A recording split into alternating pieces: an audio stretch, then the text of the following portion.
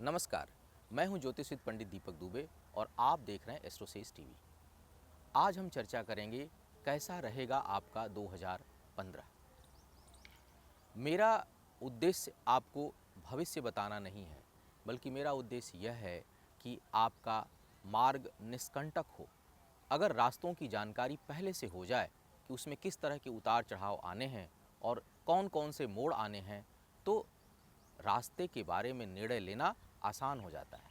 और यही मेरा प्रयास है कि 2015 में किन बातों से आपको रहना है सावधान, कहाँ बढ़ानी है आपको अपनी गति, किस तरह के लेने हैं आर्थिक या सामाजिक निर्णय, कैसा रहेगा आपका पारिवारिक जीवन और कितना होगा उत्थान, कैसा रहेगा स्वास्थ्य। इन तमाम चीज़ों के बारे में हम आपको 2015 के बारे में जानकारी देने का प्रयास करेंगे।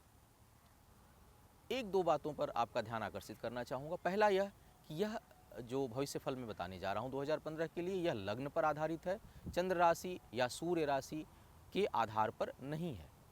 दूसरी चीज़ यह कि ये जो परिणाम हम बताने जा रहे हैं आपको, यह सामान्य आधार पर होता है।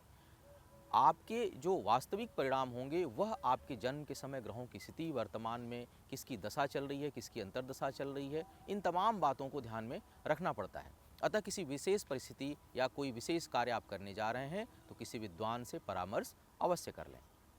आगे चर्चा करेंगे धनु राशि के जातकों के लिए कैसा रहेगा 2015।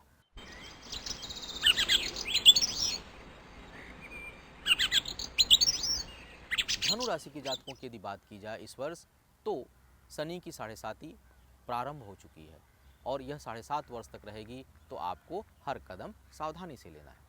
गुरु अष्टम भाव में है, केतु आपके दसम भाव में है और राहु आपके छठे भाव में है। शनि भी आपके द्वादश भाव में है। तो कुल मिलाकर अगर देखा जाए तो यह वर्ष, विशेष करके जो इसका आधा वर्ष है, वह बहुत अच्छा जाने वाला नहीं है, थोड़ा प्रतिकूल है। अतः आपको सावधानी बरतनी चाहिए। आधे समय के बाद जब गुरु पंचम में आएंगे तो आपको थोड़ी राहत होगी। किन चीज़ों का रखें ध्यान? सबसे पहले स्वास्थ्य के मामले में आपको बहुत सावधानी बरतनी है।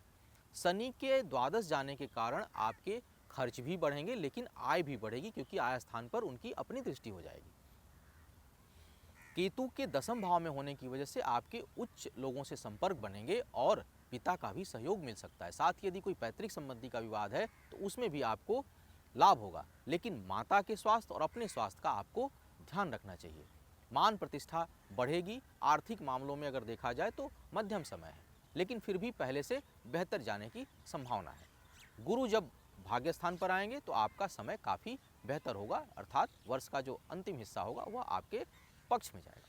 अब बात करते हैं किन बातों का रखें ध्यान जिससे कि आपका यह वर्ष बेहतर हो सके। तो सबसे पहले शनि की बात कर लें तो शनि की 7.5 का प्रथम दौर प्रारंभ हो चुका है, अतः तैयारी पहले से रखें।